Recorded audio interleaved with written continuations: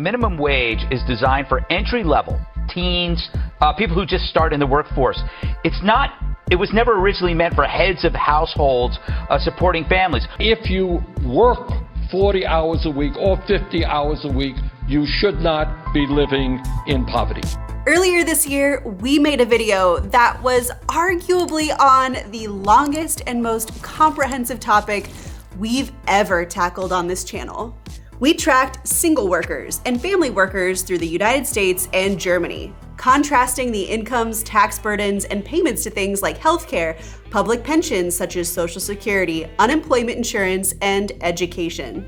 But many of you had a fair and important critique of that video. While it's important to look at specific scenarios and not constantly speak in generalizations about averages and medians, the workers I evaluated were highly educated and earned incomes that would put them in the top 20% of their respective countries. But what about people with incomes that are more in the middle of the pack, or even those that are just getting by with minimum wage? How do their earnings compare across countries when you take into account taxes and social contributions? So in today's video, I'm here to do just that, but with a twist. Because there will always ultimately be differences in work cultures and work environments when comparing the US and Germany. What if it was possible to have these theoretical workers actually work for the same company? So while no matter where you might be in the world watching this video today, I think it's a pretty safe bet to say you are at least familiar with McDonald's. In fact, McDonald's is the world's leading global food service retailer with over 38,000 locations in over 100 countries. And today, more than 2 million people work at McDonald's as franchises around the world, around 93% of which are independent. So while you might see differences in labor laws and wages depending on where in the world you happen to be purchasing that Big Mac, we do have an opportunity here to really take a look at the quality of life for the people who call McDonald's their place of work. And perhaps hopefully at the end of this video, have a final and definitive answer to the question, who really takes home more money at the end of the day? So let's get started.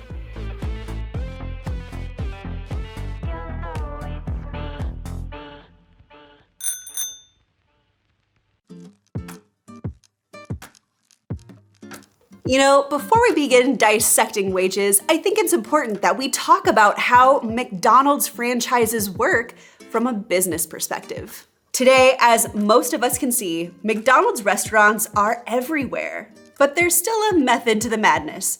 McDonald's typically looks for locations that are the most convenient for people, in malls, near colleges, off the interstate or Autobahn, or in airports. But I think what might be even more interesting from a business perspective is just how similar McDonald's are run no matter where you are in the world. McDonald's follows a 3-tiered structured franchise model that has resulted in franchisees owning and operating around 90% of its restaurants worldwide.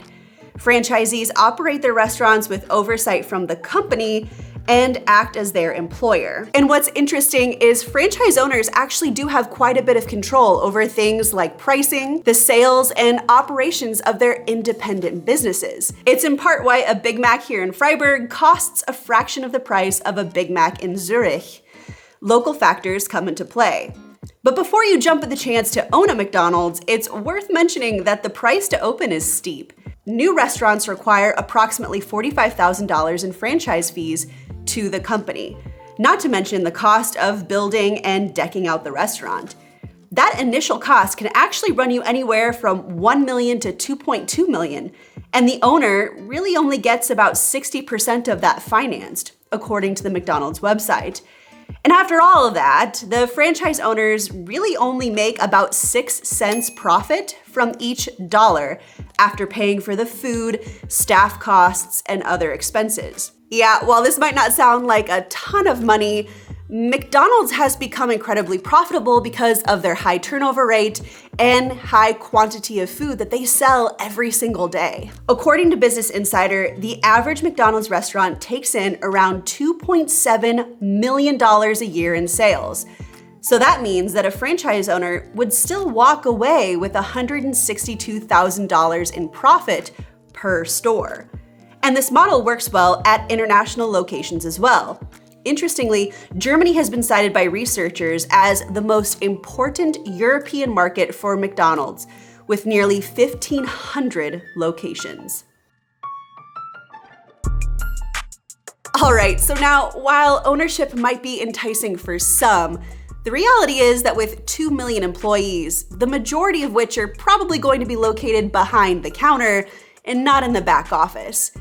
And the truth of the matter is, working for McDonald's hasn't always been perceived as sexy.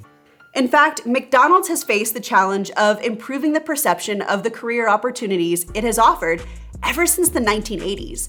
At that time, the term McJob was coined to represent a dead-end, low-paying job. Although the term represents any job of this sort, it is of course based on the McDonald's occupation. In fact, the term McJob became so popular, it even made its way into the Merriam-Webster and Oxford English dictionaries, ultimately forcing McDonald's to make efforts to undo this negative reputation. In the 2000s, it launched an advertising campaign to tout the advantages and upward mobility of working at a McDonald's. It bragged, quote, "McProspects. Over half of our executive team started in our restaurants. Not bad for a McJob." McDonald's actually did petition Merriam-Webster and the Oxford English Dictionary to change their definition of the term McJob so it wouldn't offend McDonald's employees. And the request cited that more than 1,000 crew workers have actually risen through the ranks to own and operate McDonald's restaurants. So how much does the average McDonald's worker make? Well, that all actually depends on where and for whom you happen to be working for. In the US specifically, 5% of the McDonald's restaurants are corporately owned, and the salaries there are going to be a little bit more transparent. According to McDonald's Corporation, entry-level employees at their locations make anywhere from $11 to $17 per hour, and shift managers make $15 to $20 an hour based on location. But again, the vast majority of McDonald's restaurants are actually locally owned, and they're free to set their own hiring standards and wages per hour. Because again, only the franchisee is responsible for employment matters at the restaurant, including hiring, firing, discipline, supervisions, staffing, and scheduling employees. So although the federal minimum wage in the US is a pretty dismal $7.25 an hour, as of today, 30 states plus the District of Columbia do have minimum wages that are higher than the federal minimum. In some states, you could be working for McDonald's for considerably less or considerably more, even within the same position, simply because minimum wage is so variable. But what about McDonald's wages right here in Germany? In general, you're going to find that positions as a crew member follow the German federal minimum wage of 12 euros an hour. Although, if we want to get specific, according to Indeed.com, which had a handful of anonymous reports, crew members titled simply Restaurant Mitarbeiter workers reported about a 12 euro and 20 cent hourly wage. In contrast, a shift manager's salary in Germany ranged from around 14 to 17 euros, which to be fair is a bit less than the US, but there's still considerable overlap within their ranges. So again, the wages between the US and Germany aren't exactly the same, but they're pretty close. Honestly, freakishly close when you consider that we're also looking at different currencies and countries that are on other sides of the world from one another.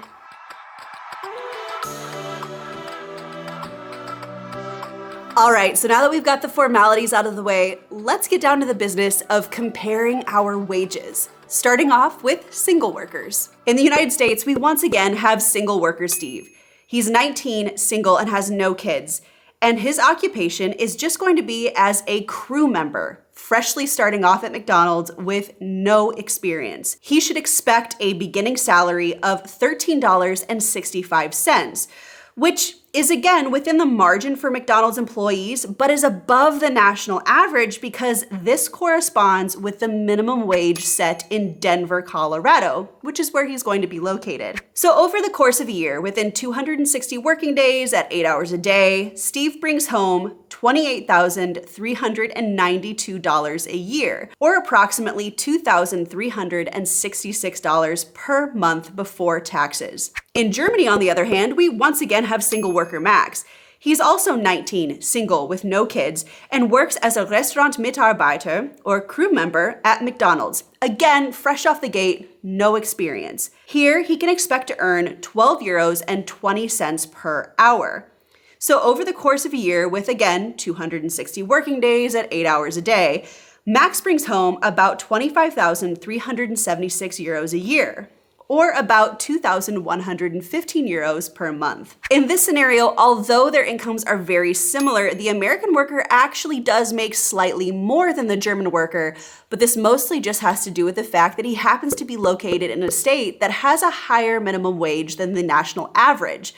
Should Steve be located in a different state that either works off of the federal minimum wage or just a minimum wage lower than Colorado, we could see their incomes be a lot closer to one another, or even with the German worker coming out ahead. Also, before we move forward and talk about family earnings, I do think there's something that is really important that needs to be said. While some might look at these hourly wages and scoff, I think it's important to have some perspective here.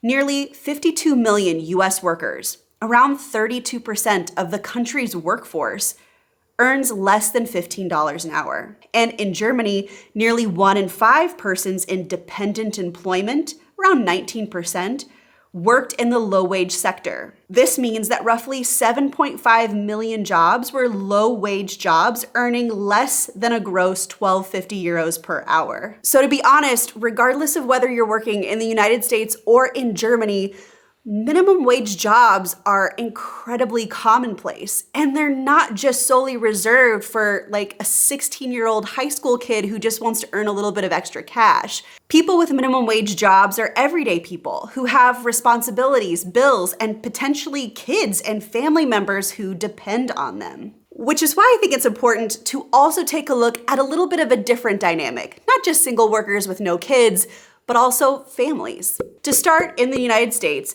we have Steve.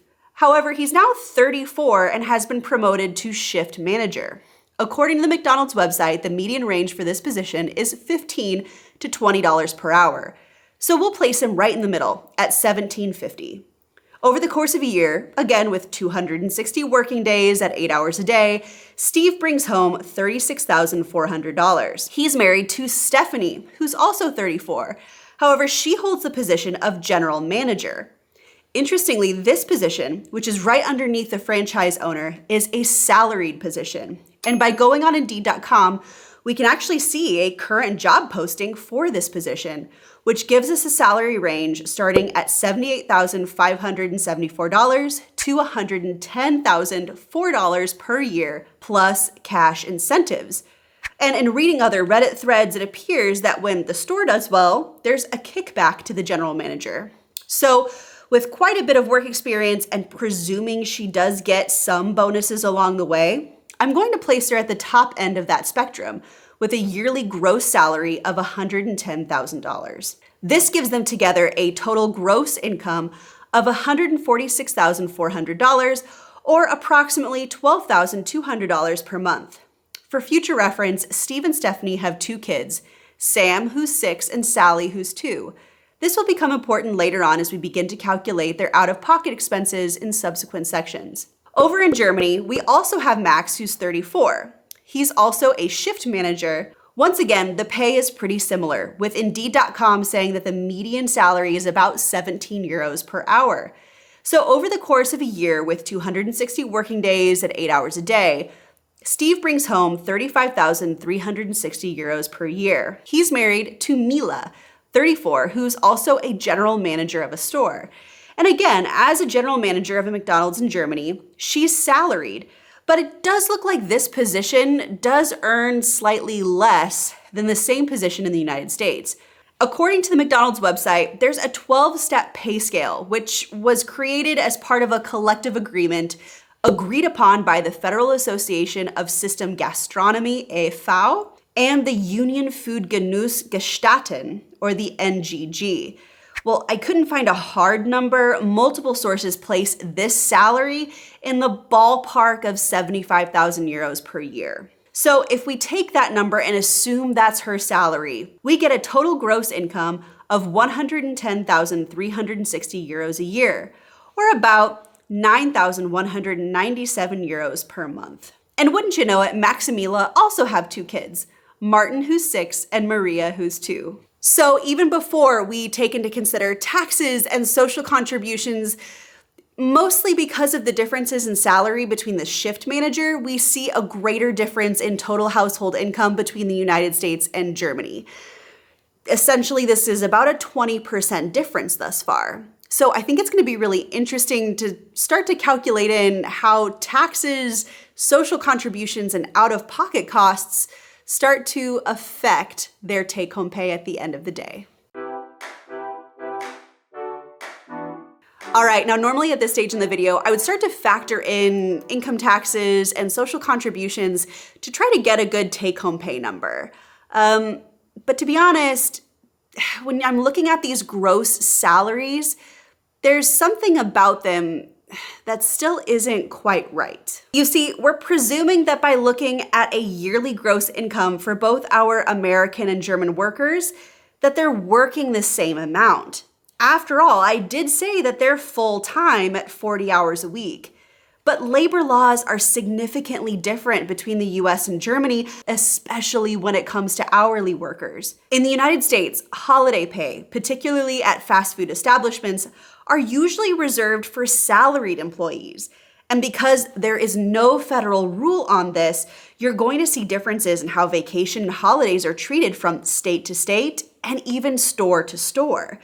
The McDonald's corporate stores, which again are only about 5% of the stores in the United States, have advertised that, quote, workers will start being able to accrue up to 5 days of paid time off once they've been within the company for at least a year. And remember, we've talked about this in a couple of videos now.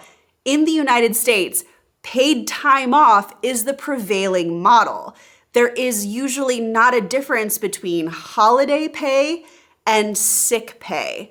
So if you get those 5 days off per year, it doesn't matter if you're lying on a beach or lying in a hospital bed, time away from work is time away from work, and they're taken out of that same pool of days off. But here in Germany, if you sign a contract for full-time work, you are entitled to the same vacation and holiday pay as a full-time salaried employee.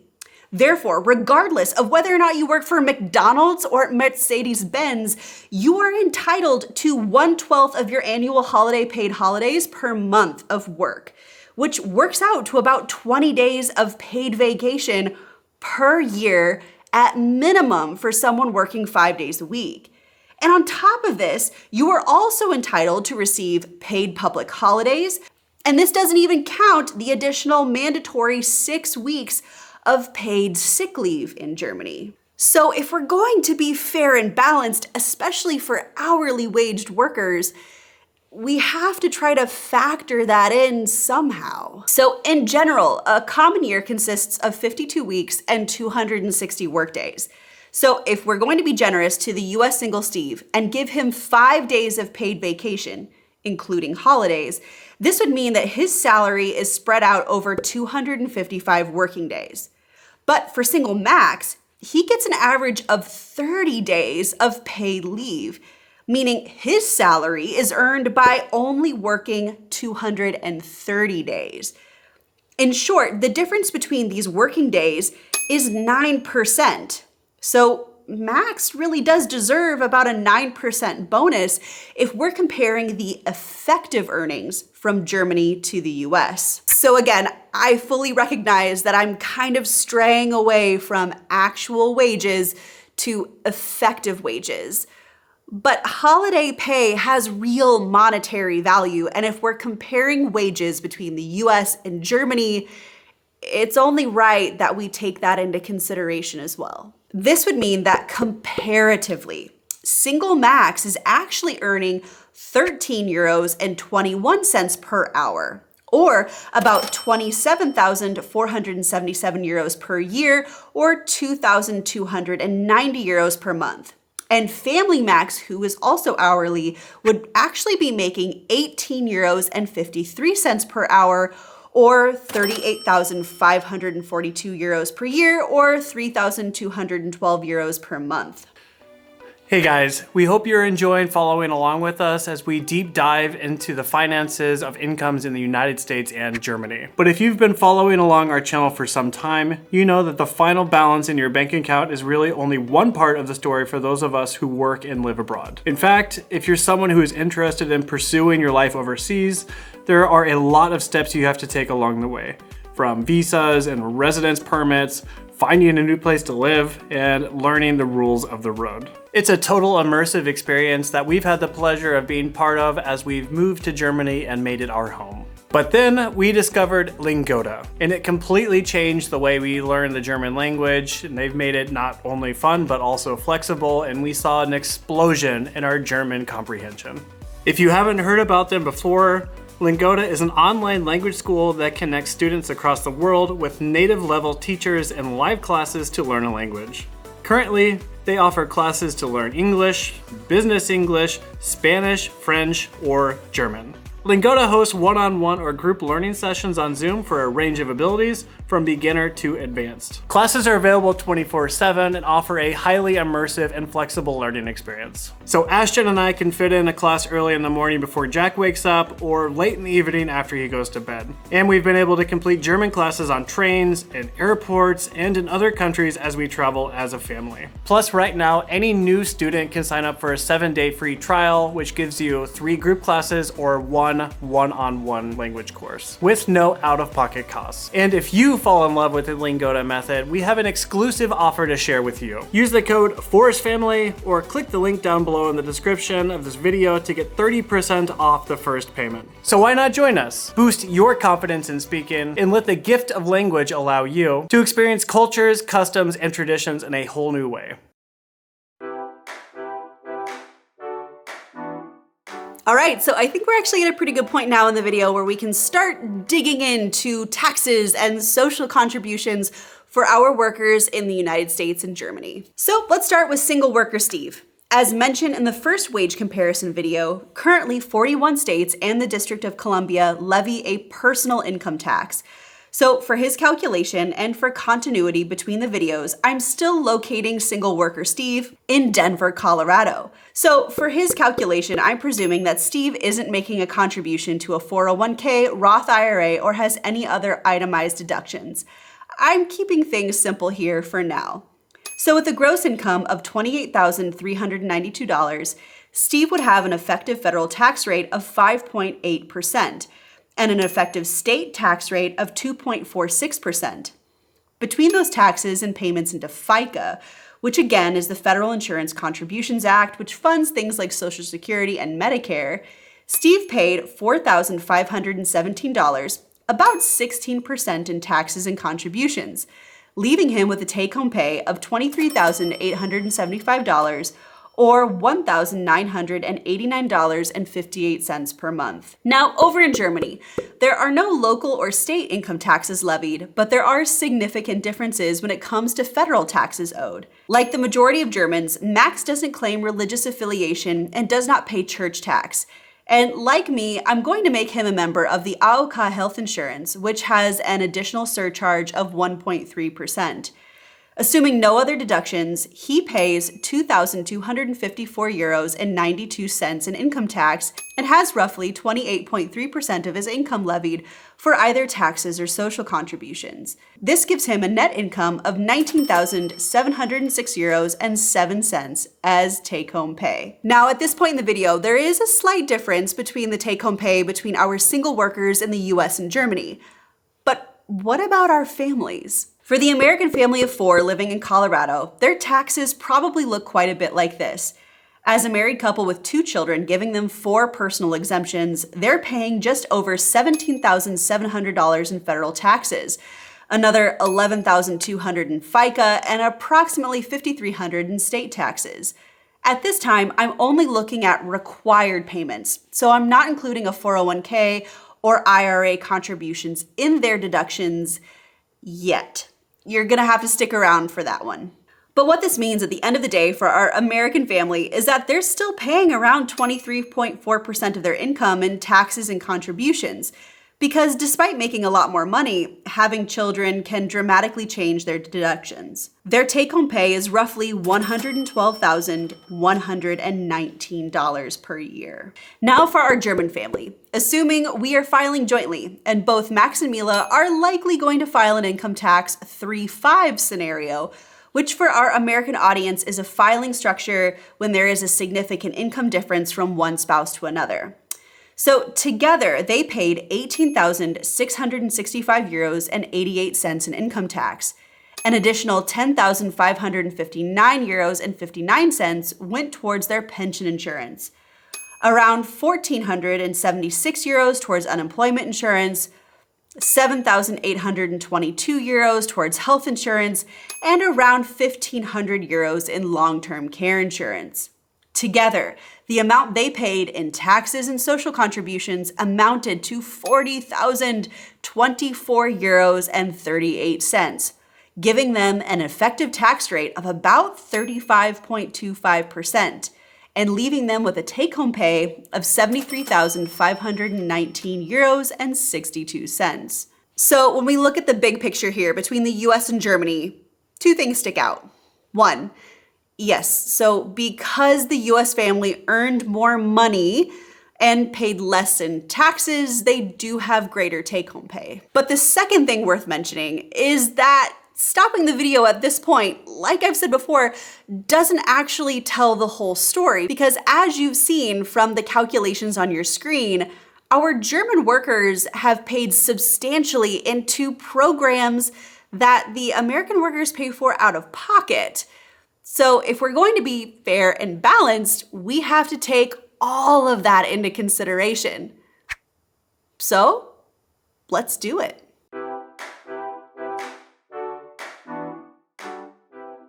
In numerous videos now, we have discussed the benefits of higher education and the significant cost differences of a university diploma earned in either the US or Germany. And although we don't have time to break all of that down in today's video because this is already pretty long, if you'd like to learn more, I'm going to go ahead and put a link down in the description of this video where you can check that out. But in summary, most American graduates have some help paying for college, whether it's through scholarships, grants, or financial help from their parents, or a combination of all three. Yet, those usually aren't enough to cover the cost of university in full. And the majority of US graduates leave their four-year institution with some college debt. However, in this specific analysis, we're looking at people with positions that don't really necessarily require a university degree.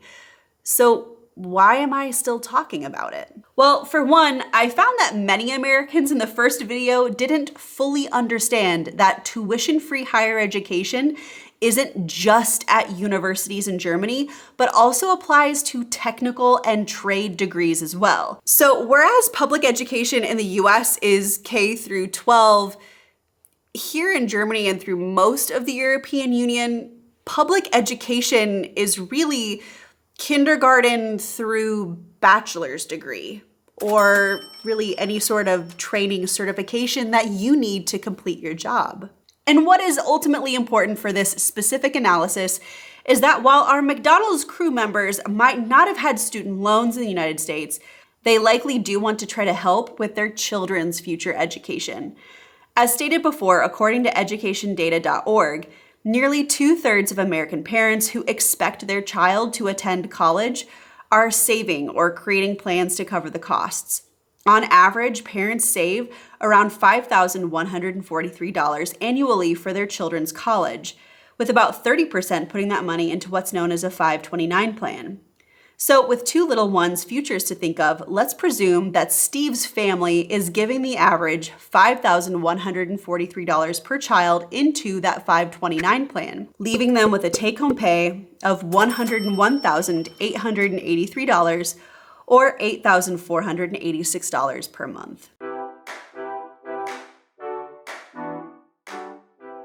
Next up is healthcare, and it's a big one. Wealthy countries, including the United States, tend to spend more per person on healthcare and related expenses than lower income countries.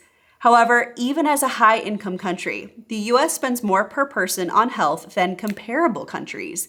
And despite worse health outcomes, longer wait times, and worse metrics on affordability, administrative efficiency, and equity, the Kaiser Family Foundation estimates that the United States' collective medical debt is almost $200 billion.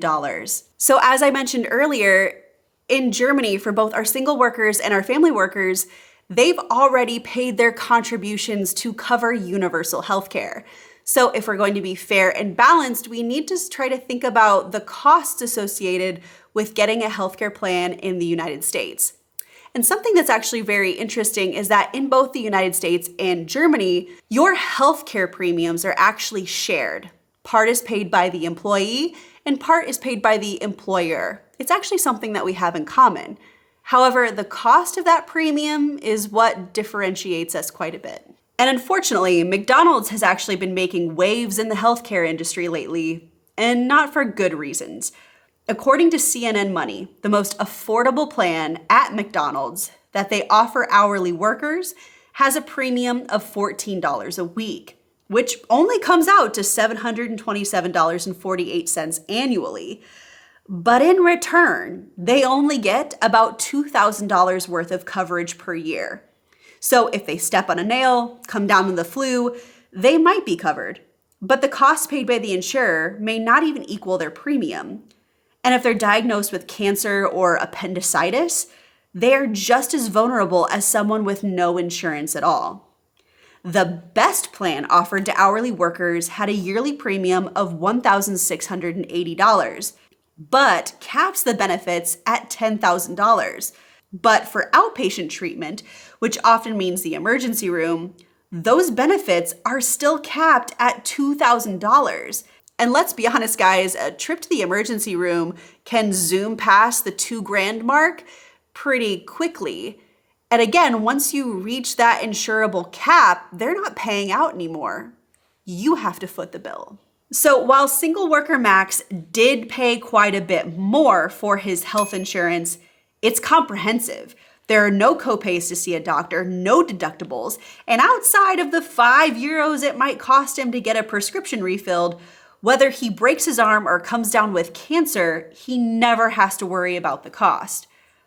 But fair is fair. So if we presume that Steve is a healthy 19-year-old guy, he's probably going to roll the dice with his medical coverage and choose the plan that leaves him with less coverage, but more take-home pay. Okay, now for our American family, I'm going to do a little bit of a different calculation because I mentioned that Stephanie is actually a salaried employee, which means that she likely has a very different insurance plan than what McDonald's currently offers to their hourly employees. And because she's salaried and has a family, she can actually purchase a family insurance plan that covers everyone. In a previous video I made comparing wages, I used an example PPO plan through Blue Cross Blue Shield of Kansas City that I had when I worked for an American university in 2014.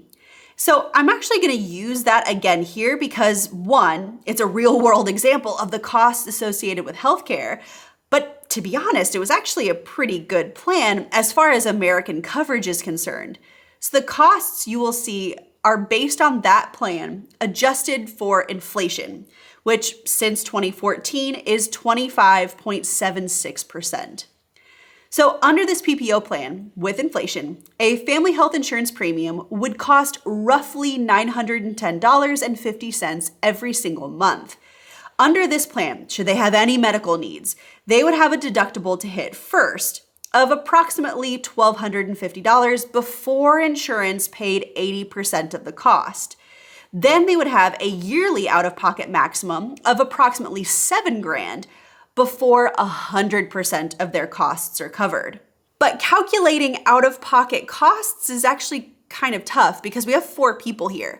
So if all 4 family members are perfectly healthy, we probably only have the premiums and the copays to worry about. So $40 a pop to go see a doctor, maybe $20 to get a prescription refilled. It depends on what that is. But as you can imagine, if one of them is sick, has a disability, or gets injured, that can change their financial situation significantly. According to the Commonwealth Fund, the median yearly household spending and out-of-pocket costs in the state of Colorado was $1,150. So if we take this amount plus 12 months of a $910.50 premium, we get a total of $12,076 in healthcare costs, reducing our family's income to $89,757, or just under $7,500 per month. A few weeks ago, we posted a video about how different employment regulations are between the US and Germany. And one of the big differences is that all states in the United States, excluding Montana, are what are termed at will. And again, unfortunately, we just don't have time to cover all of that in detail in this particular video, but I'll once again link it down in the description below for you to check out if you want to learn more about that. But for the purposes of this analysis, it's important to understand that German citizens not only benefit from a continuation of healthcare coverage, but also benefit from robust unemployment insurance that's taken out of their taxes in case they happen to lose their job. Now, the US Department of Labor does have an unemployment insurance program, but it's less comprehensive, particularly for higher income families. The maximum benefit amount available is capped at $742 a week.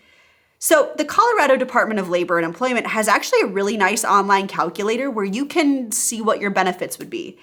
And what we can see is that based off of single Steve's gross income, presuming he was eligible to receive unemployment after losing his McDonald's job, his weekly benefit amount would come out to $327 and a maximum payout of $8,502. This means he would receive roughly $1,415 per month in unemployment before taxes, which honestly, compared to his gross income, is just under 60%. In fact, it's almost exactly the same benefit as what our German worker would receive if they lost their job too. But again, things don't work out as nicely for high-income workers. And this comes to light when we do the calculation for our family in the United States. Let's say that, unfortunately, Stephanie lost her job. With a quarterly gross income of $27,500, she hits the benefit ceiling and would only receive a weekly benefit amount of $742 with a cap at $19,292 of total benefits before tax. So compare this to her gross income, and she's only getting about 35% of her wages under the federal unemployment program. But in Germany, if Mila lost her position, she would still get 67% of her income because she has kids. And with a gross income of 75,000 euros a year, she doesn't hit the benefit ceiling.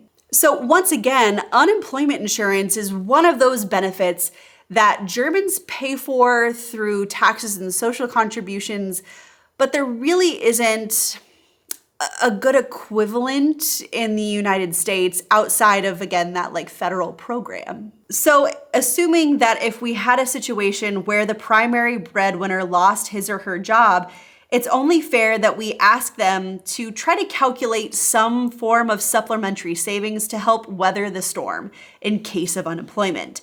So in Germany, unemployment insurance totals 1.2% of your gross income. So while it's not a lot and it won't build up a savings account very quickly, it's something. So for the family, 1.2% of their gross cumulative income is $1,756.80, which will bring down their disposable income to $88,000.02. Along the same lines of unemployment insurance, Germans also pay social contributions into long-term care insurance, which compensates you for loss of income and the cost of long-term nursing care, whether due to accident, illness, or old age. And although I do think there are a lot of perks that the social market system provides, this is something that I personally think that so many Americans could benefit from And I desperately wish the US would implement something very similar. Because the thing is, long-term care insurance isn't just about covering the costs of a nursing home when you get old, but can actually, again, be used to compensate you for your wages if you want to stay home and help take care of a loved one. And let me give you a really interesting example. So often, I see GoFundMe pages pop up from people I know back home in the United States on Facebook. And more often than not, the money they're trying to crowdsource isn't really necessarily to cover the costs of medical bills, but, for example, to help cover the costs of loss of income. So I'm gonna speed up this section a bit because, again, I provide a full breakdown of how I found the sources and calculations for long-term care plans in the States in the previous video where I compared wages. So if you're curious and want to learn more, again, please check out part 1 first.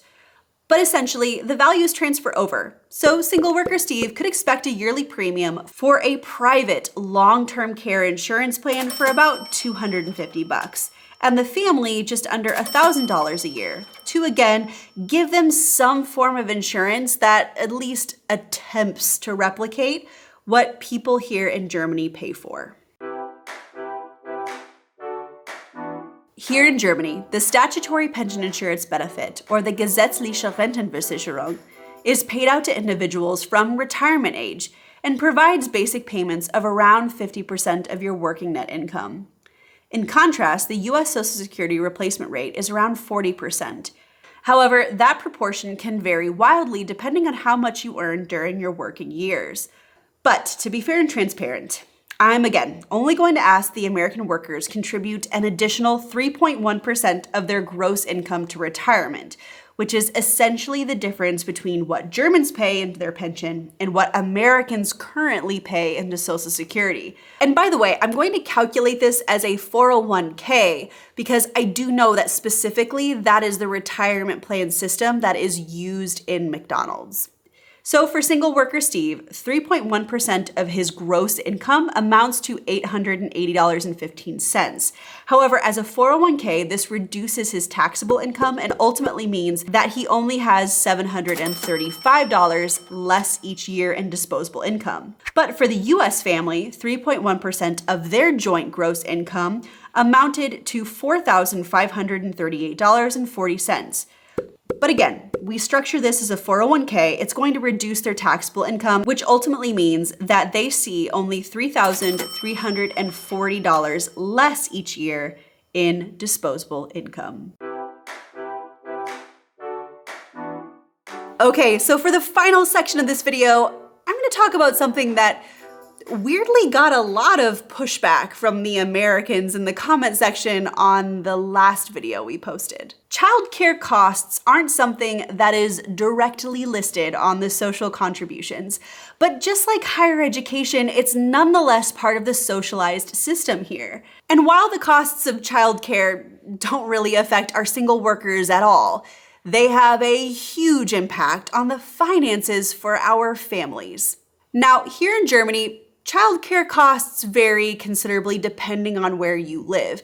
In some states, it's totally free. In other states, like Baden-Württemberg, where we happen to live, a full-time place at a daycare or kita is roughly 450 euros a month. But to be honest, this is still a fraction of the astronomical costs in the United States. And in addition to this, while our American family benefited from their 2 children with a tax deduction, I have yet to calculate an important benefit that Max and Mila receive: Kindergeld. At 250 euros a month per child, from birth through university studies, our German family receives 500 euros every single month, tax-free, to help offset the costs of raising children. So with a 2-year-old in daycare and a 6-year-old in public school, even if we place our German family in an area where they have to pay for childcare, they still net 50 euros a month or 600 euros a year. But on the flip side of things, Steve and Stephanie also have 2 kids, one of which is in daycare and the other in public school. So while public school happens to be free, for full-time, full-day daycare in Denver, the average cost is $1,575 per month, or a whopping $18,900 in childcare alone. Now, in all fairness, yes, of course, once the youngest enters into public school, this is a cost that our American family doesn't have to worry about anymore. It's just for that short period of time.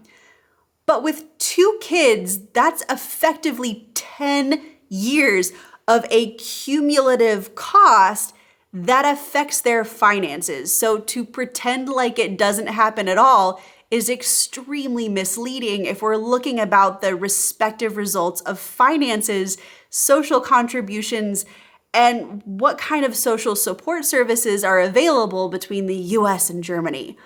So I do think it's important that we keep childcare as a part of this equation, even if it's just for 1 kid and not 2. All right, so if you're still here with me and you don't have a headache from all of the numbers, let's hit you with the final results. As a single worker, at the end of the calculations, the margin is very close, but technically speaking, you do earn slightly more in the United States. Steve ended up with a take-home pay of $22,163.49, or $1,846.96 per month, while Max went home with €19,706.07, or €1,642.17 per month. But a word of caution here, remember, Steve lives in Colorado, so he has a minimum wage that's not just considerably higher than the federal minimum, but also the national average. So yeah, this equation could change quite a bit again, depending on where I happen to locate Steve. But on the flip side of things, our family saw a much, much larger difference in disposable income, and it favored earners in Germany. Steve and Stephanie ended up with a take-home pay of $64,775.06, or $5,397.92 per month. But Max and Mila ended up with a take-home pay of €74,119.62, or €6,176.64 per month. So now again, that we've gone through all of these calculations, I want to take a brief moment just to talk about what I think is the big teachable moment that comes out of all of these numbers. The disposable income that we looked at today has yet to factor in living expenses, such as housing, utilities, food, and transportation. And although I don't want to give too much away too quickly, we're actually going to have an entire video dedicated to this next week, so be sure to stay tuned. But you know, when you're someone with earnings and wages that are on the lower end of the income distribution, you're likely not thinking about investing for your future and planning for rainy day funds and incidentals. You're thinking about just being able to keep your lights on and putting food on the table. So today, while our single worker Steve in the US had an hourly wage of $13.65 an hour, yeah, it is higher than the federal minimum wage. But if you go onto the MIT Living Wage Calculator, a livable wage for a single person with no kids in the state of Colorado is $19.22. And this living wage is considered the minimum income standard that, if met, draws a very fine line between the financial independence of the working poor and the need to seek out public assistance or suffer inconsistent and severe housing and food insecurity. But here in Germany, there's a certain amount of security and honestly just peace of mind that comes from things like unemployment insurance and comprehensive universal health care. The costs of medical bills aren't something that the average German worries about, but you know, a surprise trip to the ER can have devastating financial impacts for someone in the United States. All right, guys, so this was another huge video with a lot of numbers and a lot of number crunching and a lot of calculations. And inevitably, I'm human. So if you were watching this video and you found an error, or if there's something that you think that I should know that would make this calculation more accurate, please let me know down in the comment sections below.